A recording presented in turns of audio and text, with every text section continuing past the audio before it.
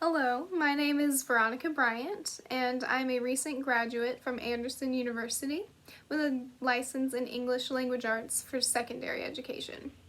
The purpose of this video is to communicate my knowledge, beliefs, and actions relating to education in order to demonstrate why I would be an asset to your team. Throughout my years at Anderson University, I've had a variety of practicums, internships, and jobs that have allowed for a multitude of learning opportunities. I know that students go through phases of physical, cognitive, social, and emotional development at different paces. I also know that a multitude of factors impact these phases, including environmental factors, cultural experiences, community, peer, and family influence, as well as genetic factors.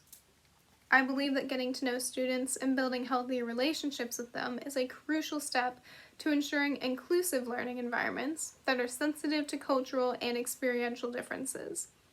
I believe that all students have the capacity to learn as long as course materials are presented in developmentally appropriate ways. I had the opportunity to be an intern teacher at a residential treatment facility for 14 to 18-year-old girls who had experienced trauma. And during this internship, I lived on the same campus as my students and did home visits to learn more about them outside of the classroom setting. We played badminton together and took walks together.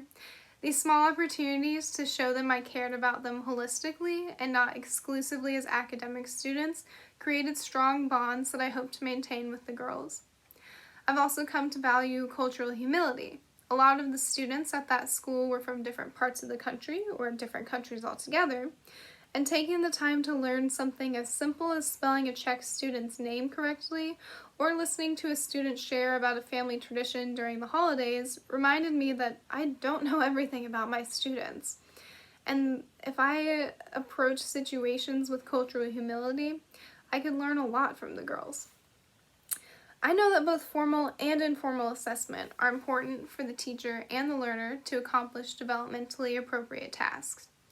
I believe differentiated learning enhances all students' ability to appropriately be challenged and to reach desired academic expectations.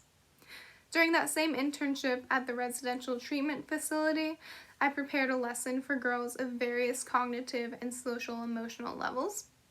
After gathering formal assessment from my mentor teacher's gradebook and the informal assessment after conducting one-on-one tutoring sessions with the girls, I used Bloom's taxonomy to create two versions of a quiz.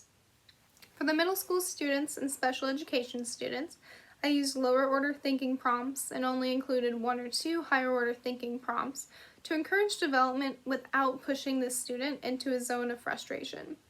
For my high school students and gifted students, I created a quiz that had only one or two lower order thinking prompts and focused on bringing more higher order thinking tasks into the quiz. The rest of that experiment centered around the effectiveness of blended learning or rotation model learning for this group of girls versus the independent learning they were doing when I began the internship. After that experiment, I truly learned that planning instruction around the needs of the students is critical. I believe that using tools to assess prior knowledge and to constantly reflect on my lesson plans after observing what is and is not working is essential to ensuring I take responsibility for helping support my students as best I can. And I know that not every student loves English class. I believe students are more engaged in the learning process when the content is relevant to them. I believe that using literary texts as windows into new perspectives and lived experiences, and using texts as mirrors that reflect a student's own life, makes English literature more accessible and more meaningful for the students. And a course I took about teaching diversity through young adult literature, I've learned about providing novels and texts that are both a mirror and a window to my students. I will learn about the demographic, experiences, and the culture that makes up my classroom and community, and choose appropriate texts that engage the reader and can be used to teach literary elements, parts of speech, and critical thinking skills like analysis and synthesis. In my future classroom, I want students to gain confidence in public speaking and learn how to use written language to their advantage.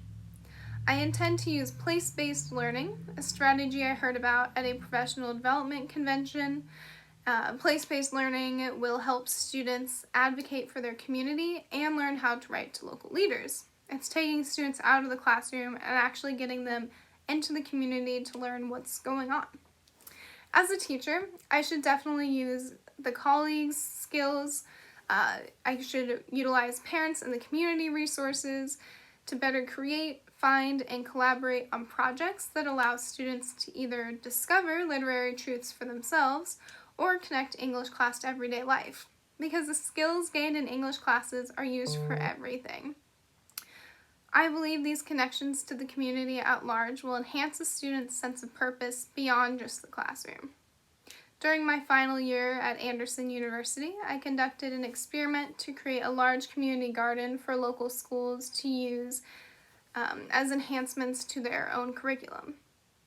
To accomplish this feat, I had to make tons of connections within the community and collaborate with all different groups of people who wanted to join me in making a difference for Anderson City's youth. In short, my hope is to implement these strategies into my instruction at your school.